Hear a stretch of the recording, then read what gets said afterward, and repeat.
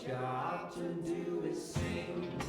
If you get broken, what you ought to do is sing.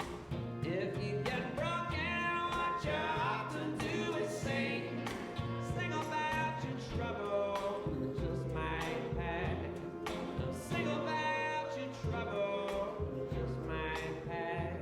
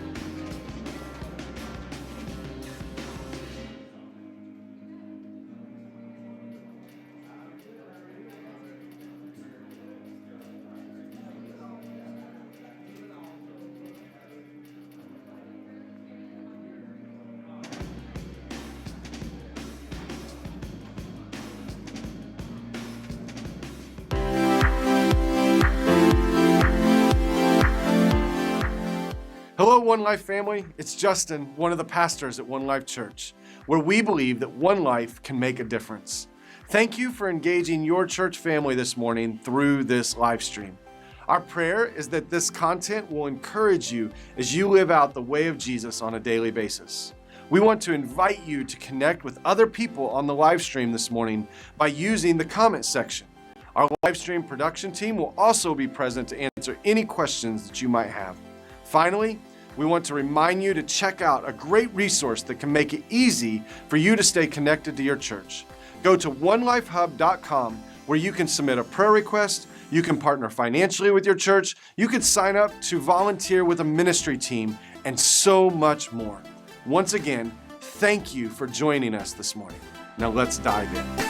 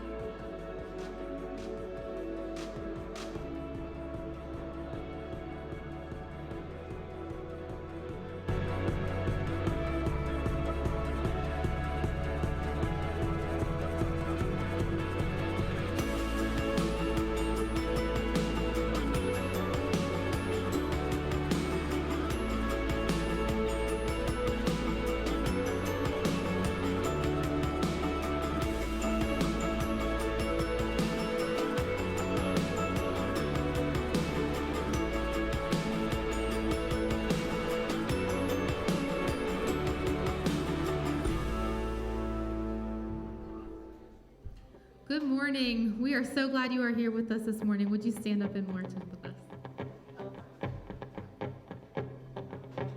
I was buried beneath my shame.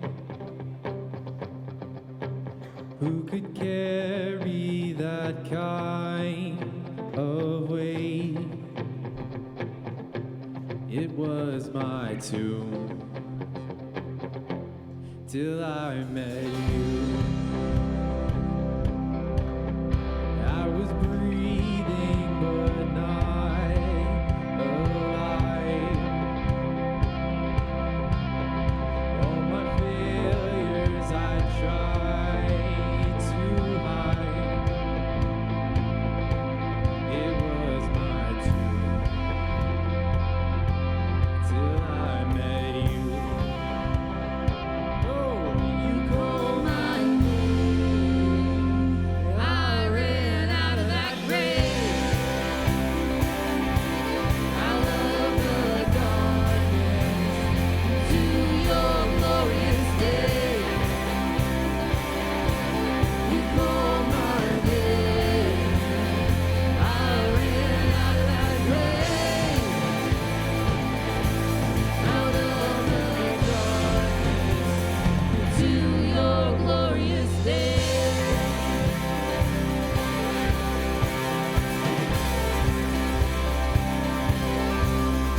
Now your mercy has saved my soul,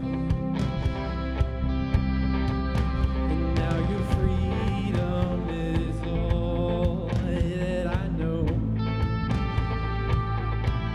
The old made new, Jesus, when I met you. Oh, you called my name, and I ran out of that grave.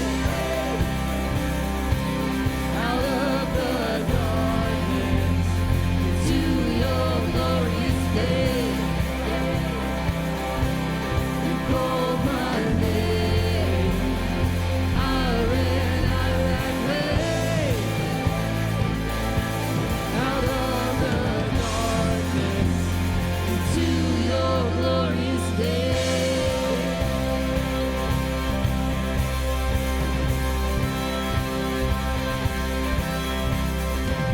Put your hands together with us.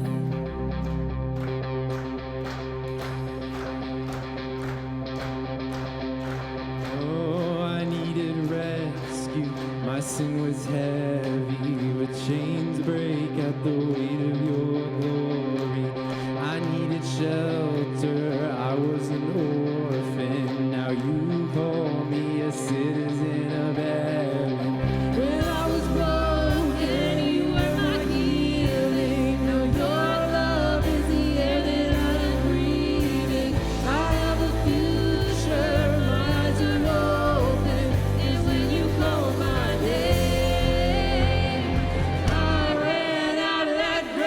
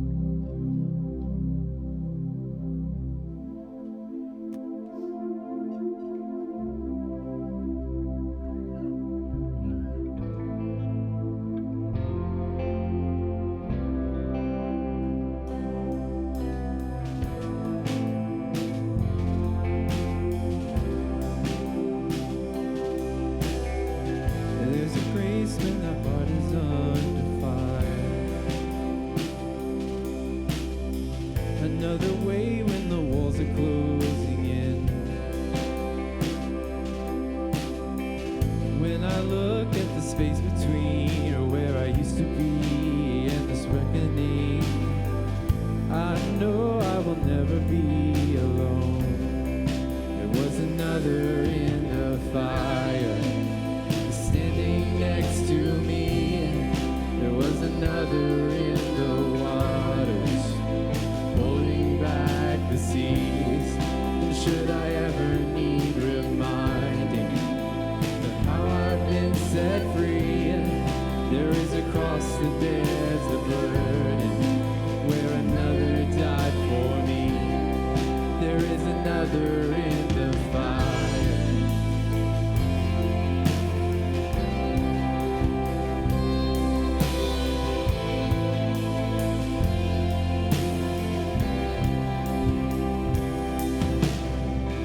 All my dead left for dead beneath the waters. I'm no longer a slave to my sin anymore. Should I fall in the space between what remains of me in this reckoning? Either way, I won't bow to the things of this world. 'Cause I know I will never be alone. There is another in the fire that's standing next to me. There is another in the waters, holding back the seas. And should I ever need reminding what power set me free, there is a grave that holds nobody, and now the power lives in me. There is another in the fire. Oh, there is another in the fire. There is another in the fire. There is another in the fire.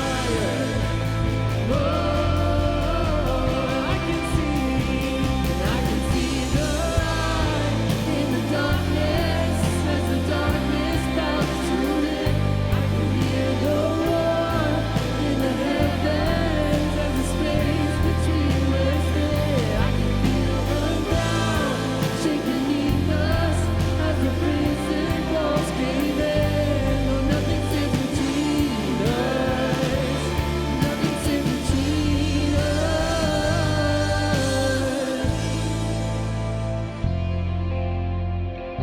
We're going to read a scripture right now. And this is from Joshua 4. And so this is the part in the Bible where the Israelites have been wandering for 40 years. Moses is gone. God has put Joshua in charge. And I love this story with the parting of the water because it's not the one we think of. Like the Red Sea was awesome, right? But this is the part where God says, I know you already forgot that I did that for you, so I'm going to do it again. And so God tells the Israelites to send the Ark of the Covenant across the Jordan River. And right on the other side of the Jordan is the Promised Land. And as soon as they stepped into the waters, the river runs dry. It stops on both sides. And the Bible says that there are at least 40,000 warriors who are going to go overtake the city of Jericho in a few days or weeks. So all those people plus their families, like the whole nation of Israel, crossed again on dry land. But God knows that they will forget, and they have forgotten already because manna has rained down. God has taken care of them for 40 full years. And he says, when you get to the middle of the river, you need to take a rock with you to the other side. And so Joshua says to the Israelites, this is in Joshua 4, in the future, your children will ask, what do these stones mean? Then you can tell them, this is where the Israelites crossed the Jordan on dry ground. For the Lord your God dried up the river right before your eyes, and he kept it dry until you were all across, just as he did at the Red Sea, when he dried it up until we had all crossed over. He did this so the nations of the earth might know that the Lord's hand is powerful, and so you might fear the Lord your God forever. And I love this story because I'm one of the Israelites, wandering around, complaining and moaning about all the things that God hasn't given me yet. And so in this story, I need to remember to take my rock and that he has done it before, And all I have to do is follow the path that he has made for me across the dry ground. And for me personally, I'm the one who feels like I should be in the middle of the river holding up the water on both sides. And I'm just waiting for it to come crashing in and drown me sometimes, right? I feel that weight. And so I love this story because God knows that we forget. God knows that they forgot. He loved them anyways. He knows that we forget, and he loves us anyways. So when we forget, or when we sing this next part of the song where, should I ever need reminded, that's me. I always need reminded. And so I love the words in this next part of the song because it is the Lord speaking calmness as I'm crossing the river.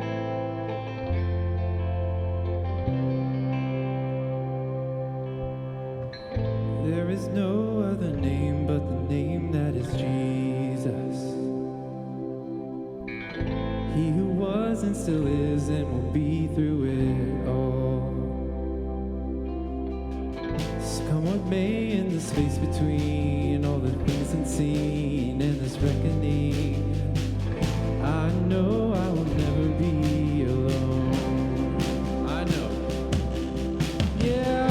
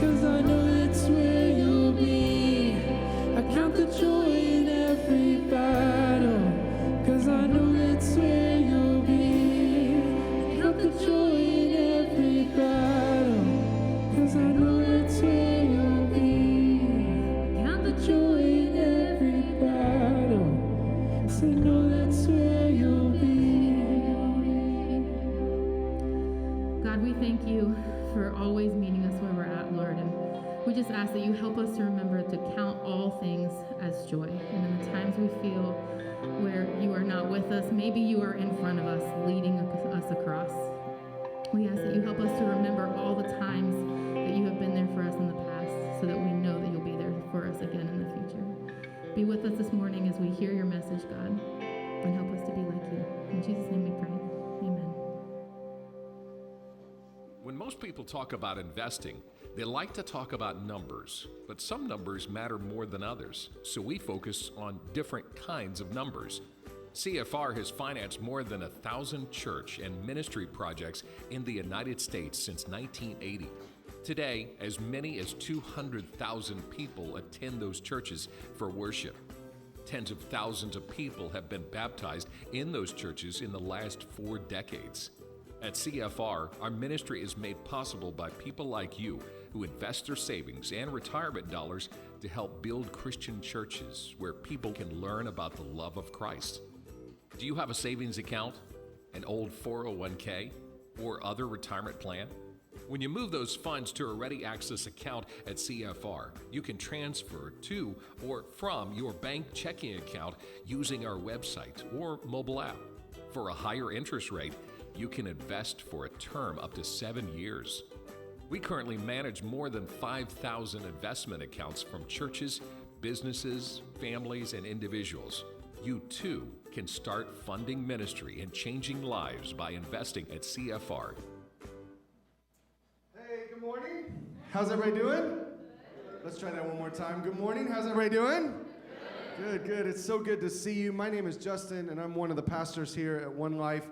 And if today is your first time with us, we want to say welcome. It's an honor to have you as our guest. Hopefully on your way in, you received a bag from our host team, and inside of that bag is a connection card.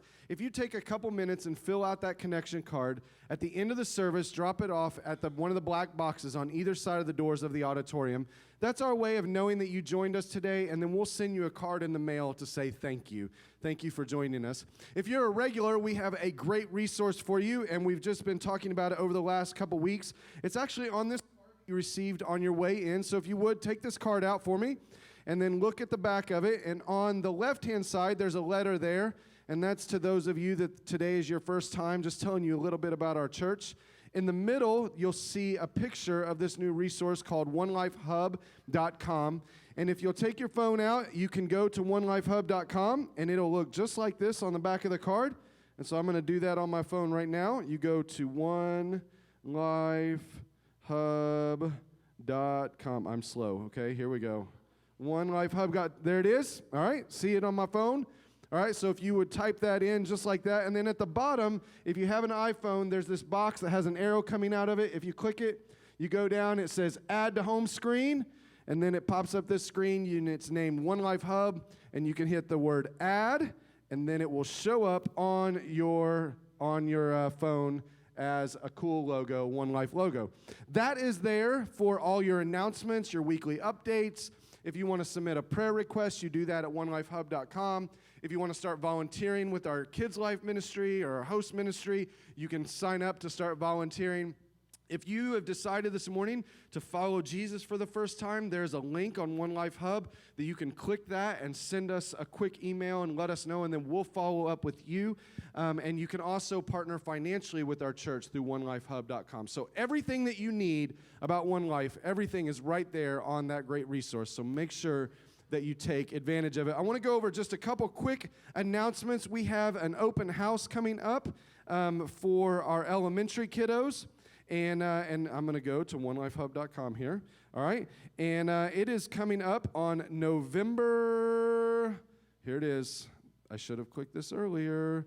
All right, November the 9th is an open house. If you have elementary kids, that is for you and your kids. You can come here to the church from 9 to 10:30 a.m., meet Aaron, our next-gen pastor, also meet your kids' teachers that teach them on a Sunday morning, ask questions, get to know them, find out who they are and what they're doing with your children on a Sunday morning. So please, please, please mark that on your calendar and come join us on November the 9th right here at the church. And then we have a movie night coming up, and it is coming up, and it is on November the 16th. It's a family movie night, and so you're going to get a bag of popcorn with a card on it on your way out of church today. And this is for you to invite your neighbor, to invite your coworker, to invite somebody down the street, to invite your family member who has some kids to say, come on, come to the church with us. We're going to watch a movie together. We're going to eat hot dogs. We're going to have popcorn. It's going to be a great night. It's going to be a safe place just for you to come and hang out and have a good time, all right? So you'll get one of these on your way out, or you can grab a couple of them and make sure that you invite somebody to join you on November the 16th. So all of that is at onelifehub.com. You can learn more about all of those things. This is Roger. Everybody say hi, Roger. And Roger is from a ministry called CFR, and CFR is really dear to us at One Life because CFR, they partnered with our church to help us buy this building and to help us buy the building next to us. And without God and without CFR, we would not have been able to buy this property. And so we are so grateful. Can you give a big round of applause to CFR? So we are so grateful for you guys, and we're grateful that once a year you come and share a little bit about your ministry and just to give us an update. So we're going to do that for a couple minutes. Can you tell us what is CFR and what do you guys do? Yeah, well, it is great to partner with One Life.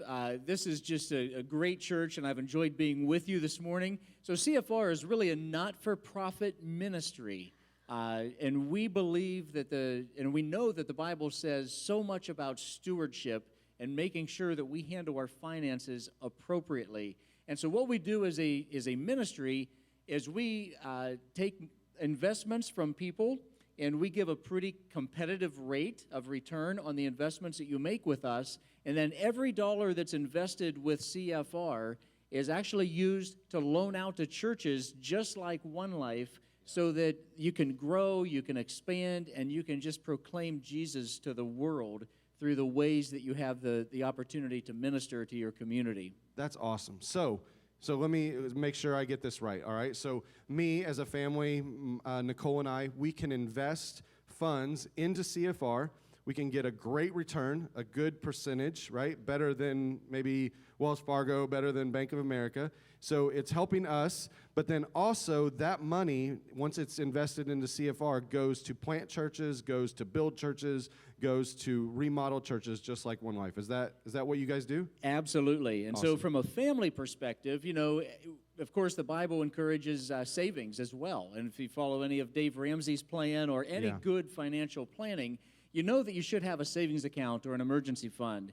And so to be a good steward of that, I know I was poor. About a year ago, my wife and I had our emergency fund in a savings account in a local bank, earning far less than 1%. And then we learned about the Ready Access account through CFR, earning over 2%. And so we have been fortunate to know about that, to be able to invest our dollars for a better return for us, but also knowing those dollars are helping churches. And so if you have an old 401k or an IRA, I would love to talk with you about that and how you can transfer that into a time certificate, and you can roll that over with CFR at very competitive rates. Yeah, so Nicole and I, we had some money that we were saving for our kids' future, and we had that just in a bank account somewhere, and we took that out and we invested in CFR, and so we could get a better percentage, but mostly because we believe in the local church. Absolutely. And by investing in CFR, then we're investing in the kingdom, and we're investing in other churches that you guys are partnering with. And so it's kind of like this circle of life of us churches helping one another. And so Nicole and I are in, and we're doing that as well. So if some of my friends here want to ask questions, they got a pamphlet on their way in, tells them a little bit about CFR, but what can they do today to connect with you? Yeah, well, I'm going to be available. There's a table in the back of the room here, and you also have that information sheet. If you've got to run for lunch, I get that, but I would love to talk with you. Even if you just put your name on that and fill out the information, I can be in touch with you later this week. But I would love to stop. I would love for you to stop by, connect with me, and I can give you an annual report and more information about how you can move forward to help churches. All right. So fill out the information sheet that's on the pamphlet that you got. Come back at the table in the back. Talk to Roger. Get more information. If you have to run, if you got to go, you got to split to watch a football game. The Panthers don't play till 4, so you got time. All right? And they play in San Francisco, so you're not going. All right? But if you got to run, then you can just give it to a host team member, and we'll make sure Roger gets it, and then he'll follow up with you. This is an awesome partnership, guys. I am so grateful for CFR. I'm grateful for what they did for our church, but I'm grateful also. So One Life, we have a savings account at CFR as well, which means that One Life is investing in other churches. And so that's awesome. Yeah, so we're it's just an amazing partnership, and that God is using to invest in churches all over the country. So we're grateful for you. I'm going to keep you up here because we're in this series called This Time Tomorrow, and at the beginning of each teaching, we interview someone and ask them, what are you going to be doing this time tomorrow? So in this series called This Time Tomorrow, we're looking at some sacred practices that help us see heaven come to earth, where heaven starts to overlap with earth in the mundane places of our lives. Not just the mountaintops, but in the times when you're doing dishes, or you're teaching in a classroom, or you're in a cubicle, that God is there, God is present, He is at work, and that can be a place where heaven starts to collide with earth. So let me ask you, you work at CFR, you told us a little bit about what you do. This time tomorrow, about 11 a.m., what are you going to be doing tomorrow morning? What's on your schedule? Oh, man, tomorrow morning. Well, let me take a look. We'll pull this up. You're a man of calendar, aren't you? I love my calendar. Yeah. You bet. Be organized and a planner. Yes. That's all right. important to me. Yeah. So, 8 o'clock, great clips. 8 a.m., you're getting a haircut. All of my hair's cut. It's getting a little long. Yeah, it really All right, is. You know, good. if it gets any longer, I look like a chia pet. Yeah, all right, so good. So- you got a haircut at 8. Yeah, and then, I've got some phone calls to some churches just to connect in on our relationship and touch base on just some detailed things, one about a loan, another about just seeing how we can partner. And then at 10:30 to 11:15, I'll be on a phone call. It's actually a Zoom call with our officer meeting. Awesome. So there's just some everyday things, Monday things, right? Mundane Monday things. Amen. All right. And sometimes we don't know if God's working there. And in this series, we're believing that God is at work in that place. Whether it's you're sitting in a chair getting your hair cut and you can encourage the person that's cutting your hair, or if it's wherever you find yourself, whatever you're doing on Monday morning at 11:01 a.m., God is there and God is working. And we want to implement some practices to ensure that we're leaning into what God's doing. So can I pray for you? And I'm also going to pray for Jess, who's going to come and preach this morning. So let me pray, and then we'll jump into the message. Yes, all right? thank you again for your partnership Awesome. with CFR. Thank you. Hey, God, thank you so much for CFR and our partnership with them. Thank you for Roger and his willingness to take time to come visit us this morning and to encourage our church. God, thank you for what you're doing in the church all over the country and all over the world. That One Life you've given us a unique vision here for Concord, but God, we're a part of a much bigger story, that the church is doing great things all over the world, and we get to be a part of that through CFR. I also pray for him as he is entering into these phone calls, these meetings, this haircut tomorrow morning. God, that he believes that space is sacred, that space is a place where heaven begins to collide with earth. And so I pray that you'd help all of us this morning to believe that and to take advantage of it and lean into the places where you're working in our lives. I also pray for Jess this morning, that she would come and she would preach with boldness and with courage and with grace. And God, I pray that you would give us open ears and open eyes to hear and see what you're up to around us. We love you. In the name of the risen Christ that we pray. And everybody said, amen. Jess is here to preach this morning. Everybody give a big round of applause for Jess Patton. Thanks. Awesome. Good morning, guys. Some of you guys may know me. Some of you guys, it may be a new face. But one thing I am really passionate about is people and sharing meals together. Like, one of my absolute favorite things to do is to get people, gather them around the table, enjoy a good conversation, enjoy good food together. And this was nurtured in me at like a really young age. My family has this long-standing value or legacy of gathering people together and around the table. My dad and his brothers are like this. They learned it from their mother, my grandmother.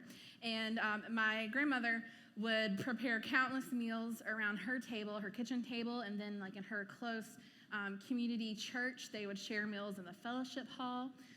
My dad has cooked. He cooks for a lot of folks. At our home, at the church that I grew up in. Growing up, he would often, we'd have this Friday morning breakfast where we would gather together with our friends before school, and he would easily cook for 20, 30, 40 hungry teenagers that were just there, sleepy, but ready to eat.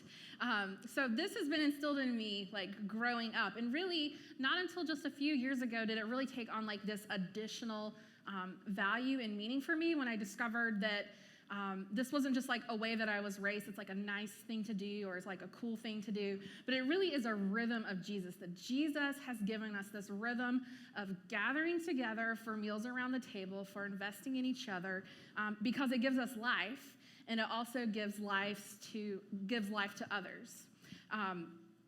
So thinking about gathering around the table, and at the risk of you guys maybe not eating breakfast or maybe already thinking about lunch because it is that time of day, think about like the best meal that you've ever had. There's like a lot of meals that come to my mind because I like to eat. I've had some pretty good meals in my life. But one thing that probably as I was thinking through this, one of the things that stand out to me the most was when JT and I had just gotten married. We were in Savannah, Georgia, on our honeymoon, and we had this reservation at the Old Pink House. I don't know if you guys have been there. This is what it looks like. Swanky, right? Like, you know when people spell old with an E on the end, like, it's going to be fancy, right?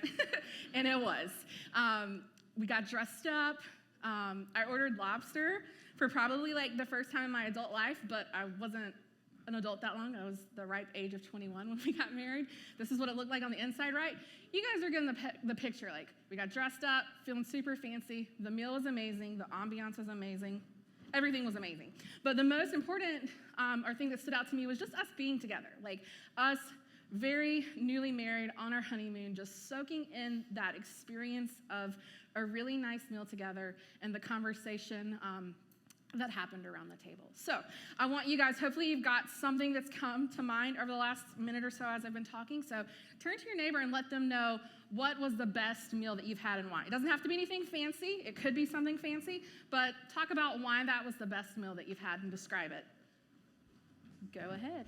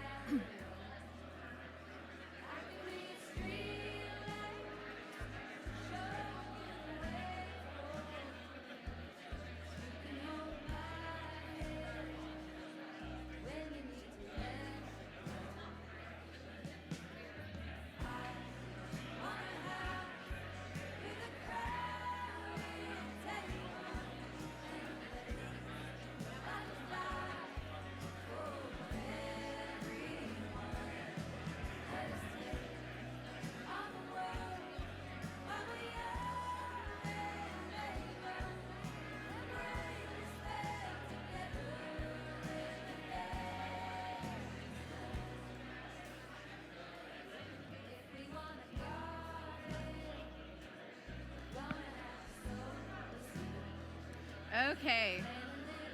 Everybody nice and hungry now? Sorry. Hopefully your hunger pains will not make you tune out to what I'm going to talk about. So, when I think about hospitality, I think it's important for us to think about what hospitality is not. I grew up in a really small southern town, the deep south, and like parties were everything.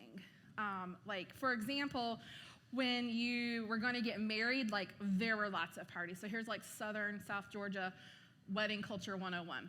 You would have a party to kick off the fact that you're about to have a lot of parties because you're getting married. Like, that was like the party to kick off the parties. Then there was like a shower where like all the ladies came, your friends, your mom's friends, your grandma's friends, church friends, like all the ladies got together, looked real cute, everything was together, perfectly polished, a lot of fun. Then there was like a co-ed party, like maybe a wine and cheese party, maybe like a barbecue where your close family and friends got together. And then to kind of like wrap everything up before you actually got married, there was this party called a sip and see. Has anyone ever heard of that? No. Okay.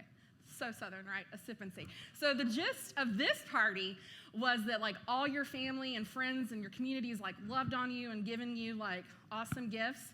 And so you invite everyone back to probably your parents' house, maybe your house, to have a party to sip punch or other beverages and see like all the awesome wedding gifts that you've gotten. So like partying, I'm into it. I love it. I'm not knocking this culture that I came from. It was awesome.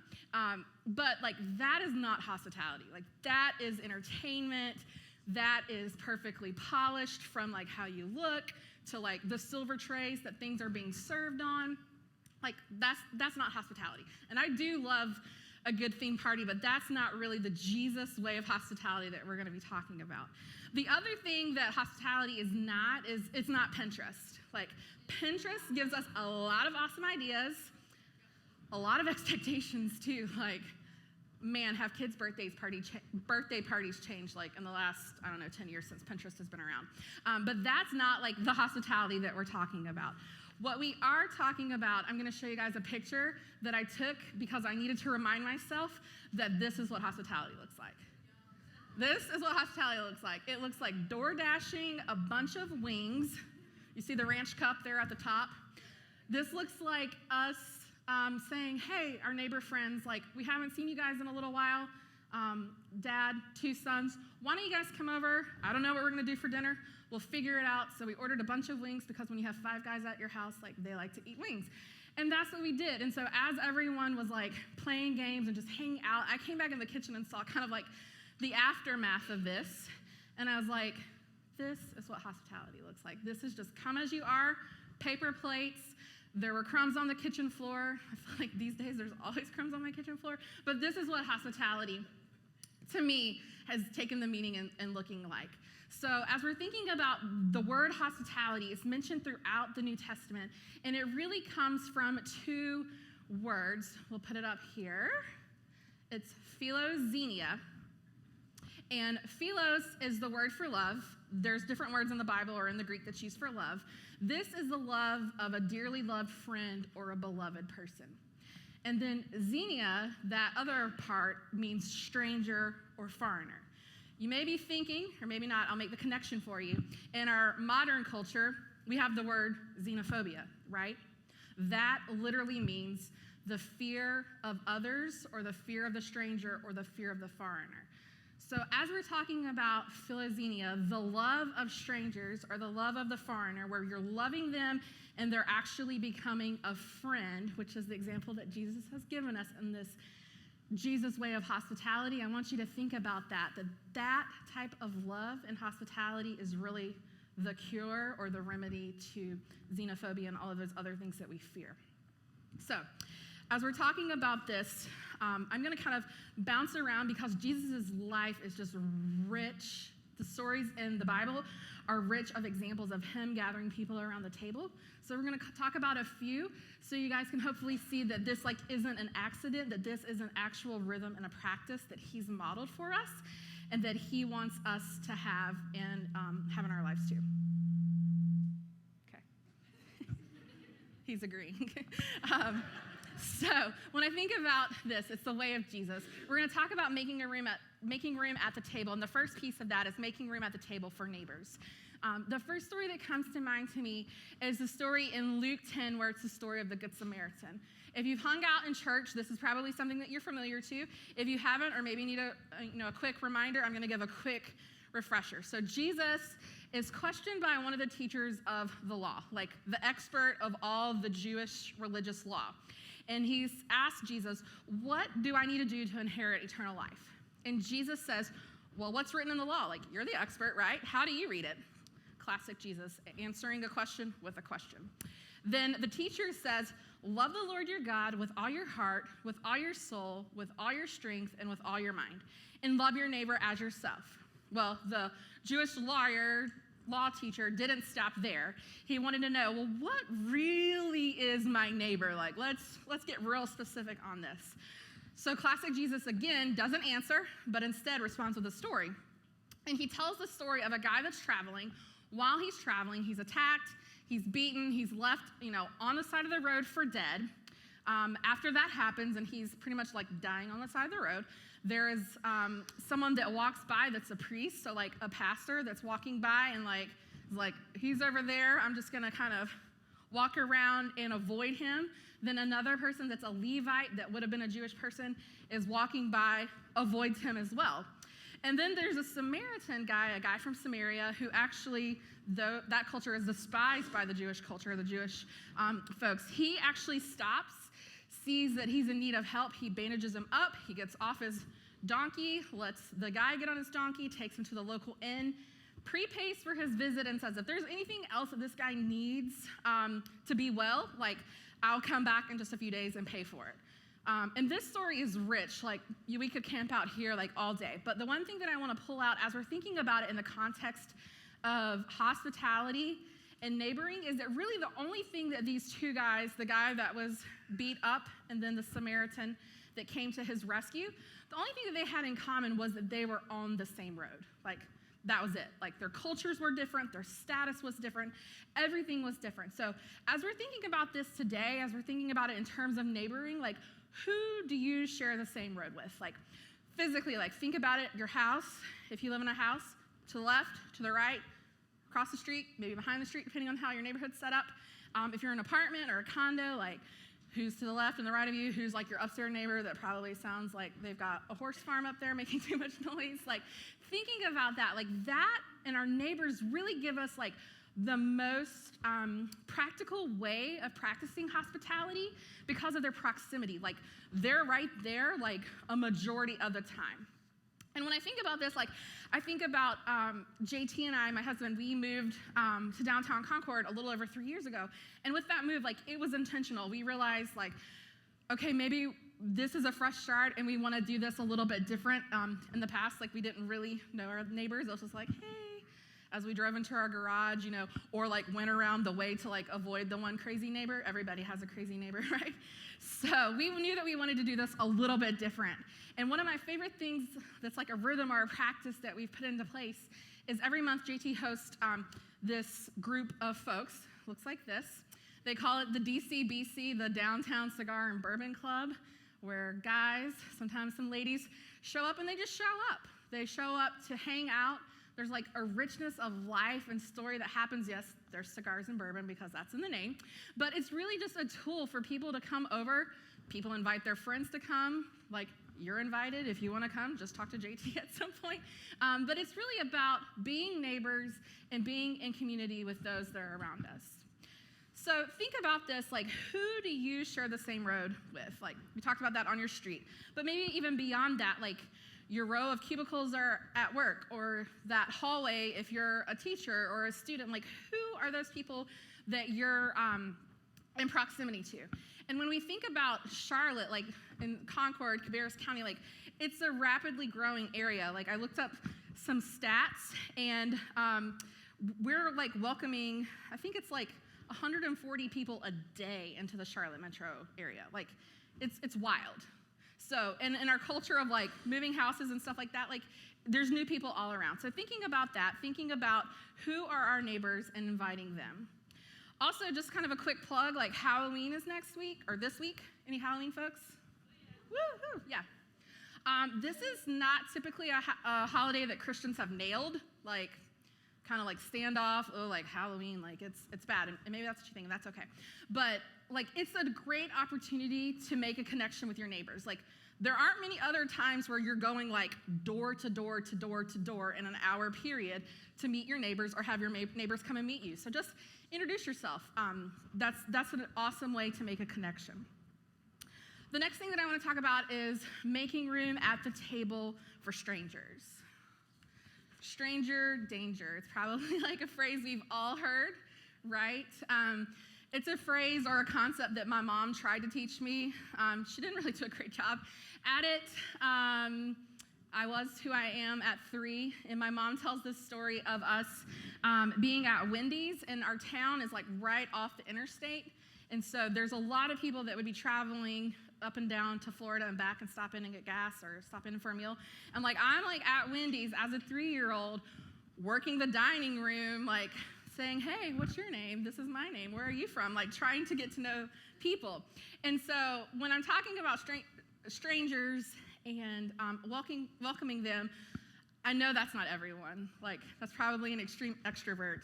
And if you're an introvert, like just hang with me. I promise I'm not gonna advocate for you to have like 1,000 small talk conversations where it like sucks your soul. Like that is not what we're talking about when we're talking about making room for strangers. We're talking about Jesus being an inviter and Jesus being an includer. Like he extended the invite and welcomed to the table a whole host of strangers, and they became family through his love and through his relationship. The story in the Bible I think about with this is the story of Zacchaeus. That's in Luke 19. He's kind of a short guy, and so he knew that Jesus was coming to town, was really excited, wanted to hear him, and so he climbed a tree so he'd be able to see Jesus and hear Jesus. And just a little quick thing about Zacchaeus is he was not everyone's favorite person. He was a tax collector, and so that meant that he was a Jewish person that kind of sold out and went to work for the Roman government. And his job was to collect taxes from his people, the Jewish people, but also add on like a portion that would take care of him and his family. And he was not like doing a modest, like, oh, I'll just take a small percentage. No, most of the time it was like an extravagance. So he was not well liked.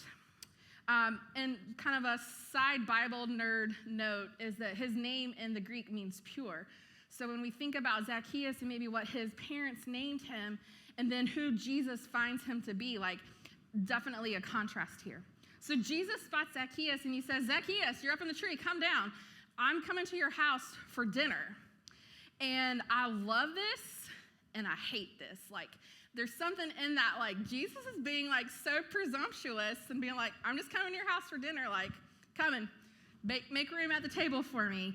It kind of rubs up against that, like, sense of manners and, like, well, that's just kind of rude to invite yourself over. I remember because I was so friendly, my mom would often tell me, like, you can't just invite yourself places, or you can't invite yourself over to people's houses, right? So when we think about that, like, Jesus includes and he invites, like, the stranger, and he invites, like, the other, the person that probably wouldn't normally have a seat at the table. And so even though I'm an extrovert and for the most part really love people, I don't love some people. Sometimes, like, you know, people rub you the wrong way, and I have a little bit of this spirit of Regina George in me. You guys know what I'm talking about? If you don't, go home. It's the iconic 2004 movie Mean Girls. Thank you, someone. Regina George is here on the right, a little bit dramatic. And the girl on the left, played by Lindsay Lohan, is new to town. And this group of girls, like girl gang, it's a classic story, right?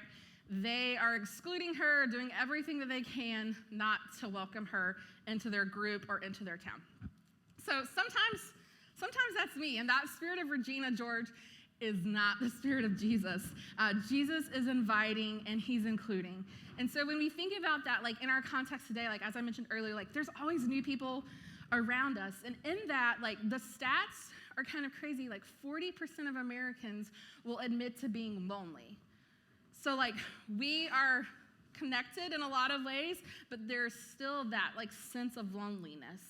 And I am so convinced that like this Jesus way of hospitality is the remedy for that. So as we're thinking about the table, like think about who's not at the table. Like, is there someone that you know of that could really like use a friend? You don't have to be their best friend, but just invite them to share a meal and share some company. Is there someone that maybe doesn't have family close by? Maybe someone that's widowed and could really use company and a meal shared together? And one of my friends has really showed me this over the years. She would have, parties and invite people together. And I remember like one time I was like, oh, I didn't expect that person to be here at this get together. And she was like, yeah, like I really try to think about like who is someone new or who is someone that could benefit from getting together to share a meal or share time together. And I love that. Like I learned a lot in that. And what I'll say about that is like sometimes if you're not getting the invite, sometimes you have to be like Jesus, as awkward as it may sound, and you just have to invite yourself. Like most people will generally say yes. It could look like, hey, your kid's into this sport. I want to come. Like, let me know when I can show up. Or can I bring dinner over? I don't think most people would say no to that. If you want to bring dinner over to my house at any time, always welcome. Or hey, we like the same show. Or hey, we like the same sports. I'll bring the snack. Or I'll bring the wine. Like something, just opening up that opportunity to be able to extend the invite and invite yourself over. Even if it feels weird or strange, I promise more times than not, people will say yes to that, and it could be a really cool opportunity. The next thing I want to talk about is us making room at the table for those on the margins. And I don't really love this term. It's somewhat of a churchy term because it kind of gives us an us versus them mentality. And Jesus like hung out with a bunch of interesting characters, right? People that were not like the who's who of society. And he tells this parable while he's at the Pharisee's house, which is like a prominent leader. He looks around and he notices like who's at the table and who selected what spot. And everyone was kind of like itching to get to like the place of prominence. And he was like, you don't want to do that. Take the humble spot, and then that way, like, your friend might promote you or might put you in a more honorable spot. And then he looks at the host and he says, When you get together with your friends, this is the Jess paraphrase of it. When you get together with your friends for dinner, like, don't invite your friends, don't invite your brothers or sisters or relatives, like, don't invite the people that you love and necessarily want to be around with. But when you throw a party or when you throw a banquet, invite the poor, invite the crippled, invite the lame, invite the blind, and you will be blessed because they cannot repay you. So I love this picture that Jesus is giving us and framing it instead of margins, maybe from those who can't repay you. I don't know what this looks like in your life, but I think for me, I kind of had an aha moment over the last couple of months as I've been thinking about hospitality, and it kind of came through a conversation that Justin and I had a month ago. If you guys don't know this, my husband and I are foster parents. We have an 8-year-old foster son that's lived with us since March, and then like a month-ish ago, we have like a 2-month-old that's at our house. So it's been kind of crazy. It's been kind of good. It's been really good, actually. It's definitely been crazy going from like 0 to 2 kids in 6 months. But when we started this journey, like I had this phrase or these 2 words that stood in my mind, which was holy interruption. And I mean that like in the best way, because having kids in your life is definitely an interruption of sorts, like things change. And then having kids in your life in the fostering way is definitely all the kids stuff plus a lot of other stuff that comes along with that.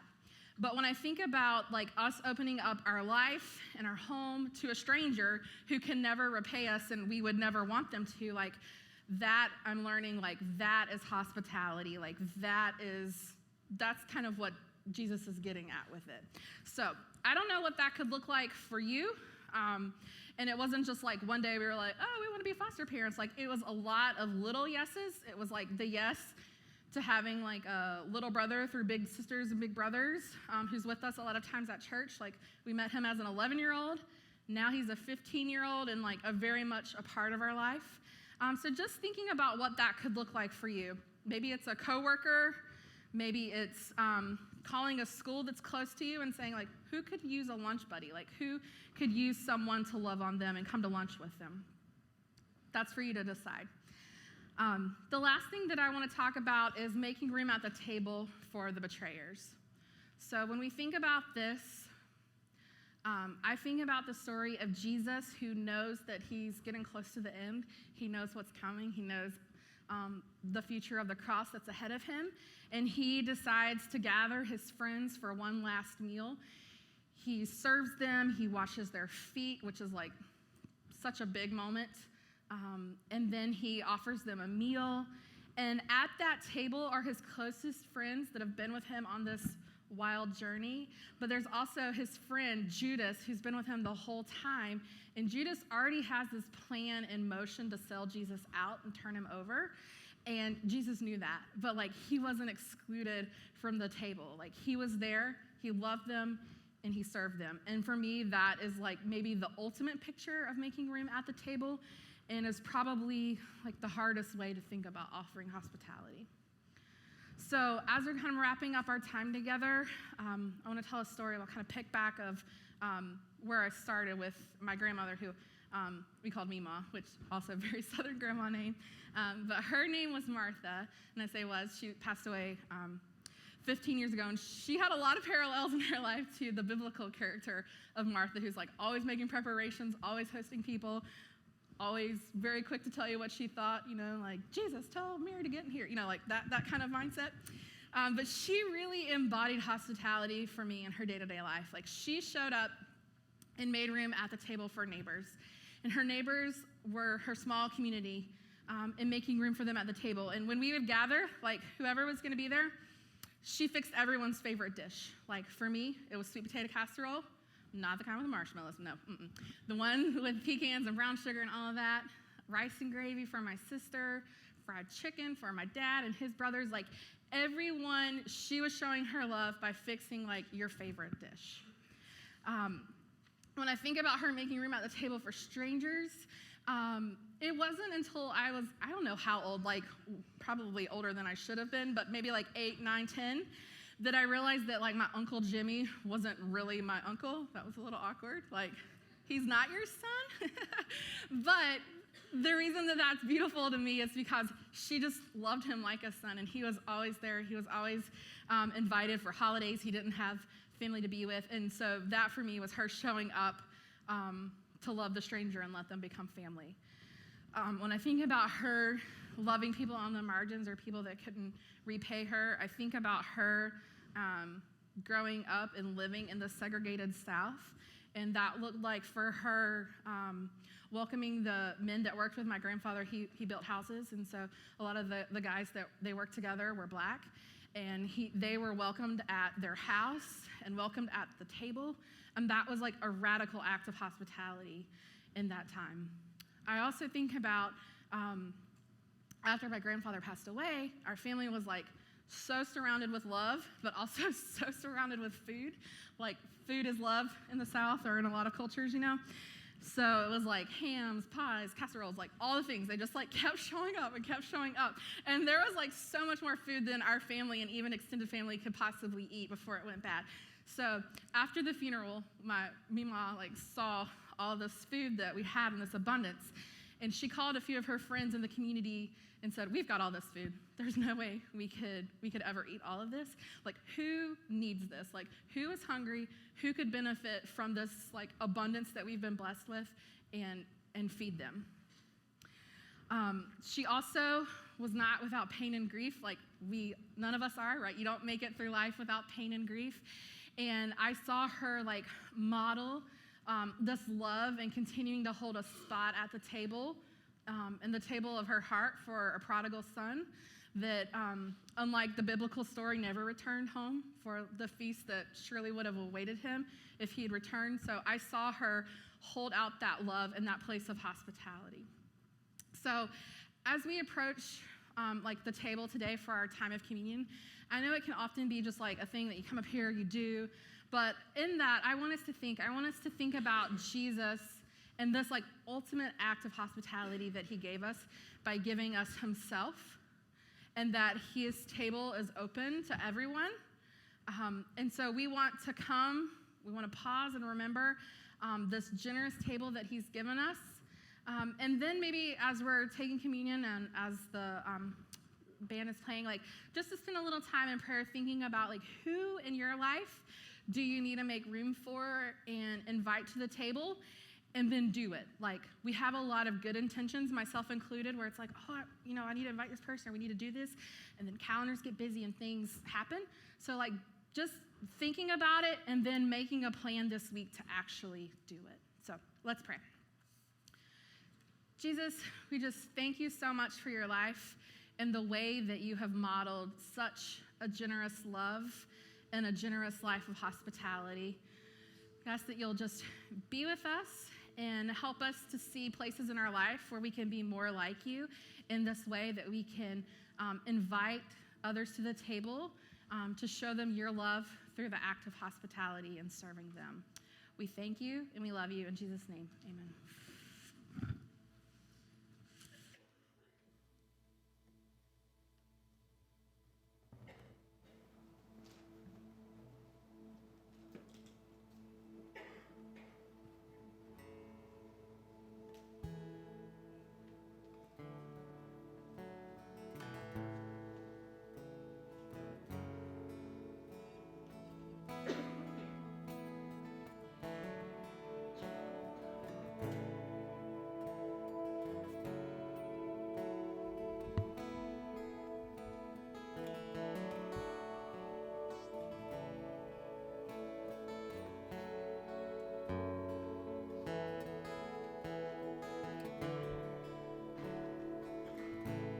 Before I spoke a word, you were singing over me.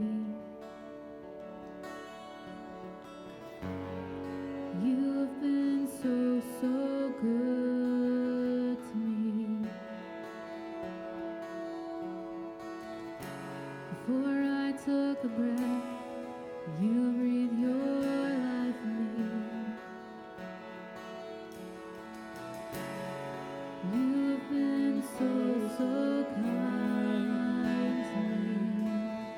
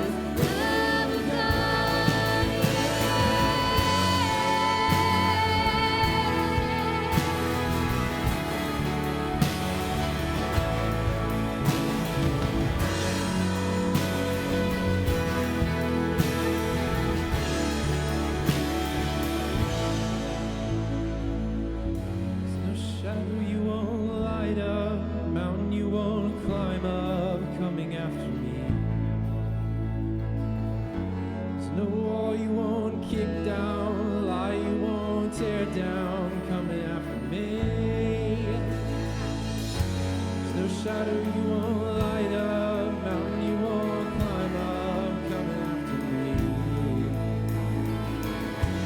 No wall you won't kick down, lie you won't tear down, coming after me. No shadow you won't light up, mountain you won't climb up, coming after me. No wall you won't kick down, lie you won't tear down, coming after me. No shadow you won't light up, mountain you won't climb up, coming after me. No wall you won't kick down, lie you won't tear down, coming after me. Rolling over, never-ending, reckless love of God. Oh, it chases me down, fights till I'm found. Leaves the 99. I couldn't earn it, I don't deserve it. Still, you give yourself away. Rolling over, never-ending, reckless love of God.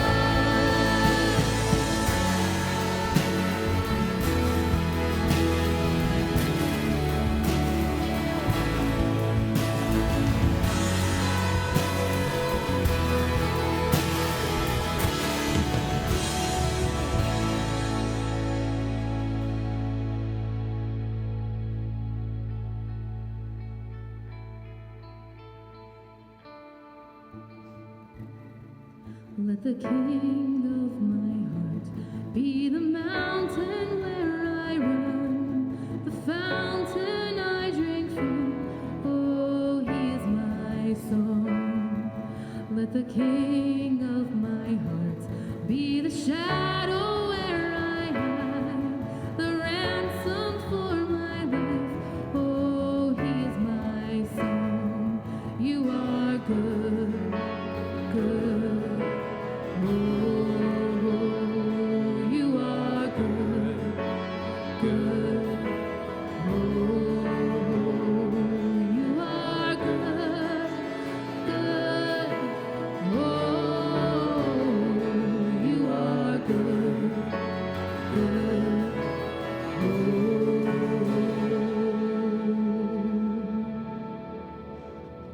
Let the king of my heart be the wind inside my sails, the anchor in the waves. Oh, he is my song. Let the king of my heart be the fire inside my veins, the echo of my days. Oh, he is my song. 'Cause you are good, good. Oh, you are good, good. Oh, you are good, good. Oh, you are good, good.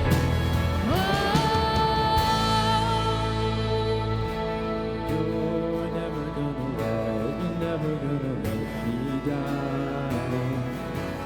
You're never gonna let me down. You're never gonna let me down.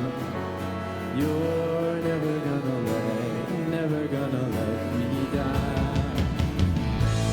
You're never gonna let me down. You're never gonna let me down. You're never gonna let me down.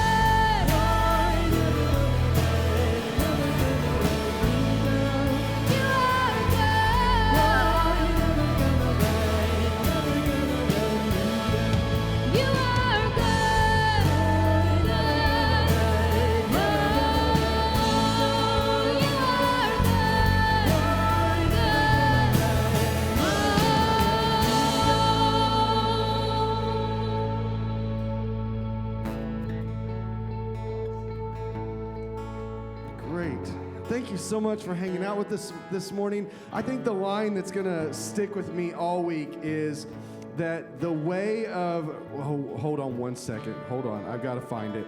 The spirit of Regina George is not the spirit of Jesus.